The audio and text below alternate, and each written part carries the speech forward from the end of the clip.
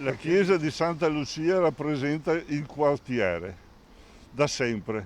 È il punto di incontro di persone che vivono qua o che vengono qua per la messa, da sempre.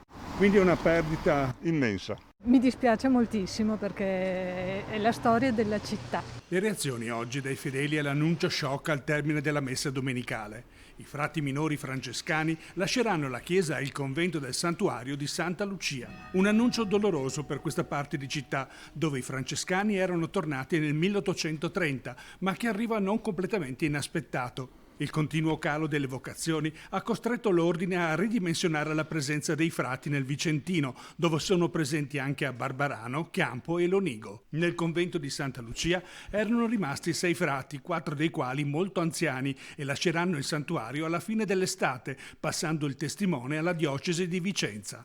Un vuoto spirituale che sicuramente rende più povera la città. Qui i frati si occupavano dell'assistenza anche all'ospedale San Bortolo e al cimitero monumentale. Sa, è una grande tradizione, qui i frati sono qui non so da quanto tempo e poi sono seguiti, anche amati, voluti bene, e dispiace qui alla zona che vadano via. Non so se si poteva scegliere un'altra strada, però. Lei ha qualche ricordo particolare che magari l'ha legata?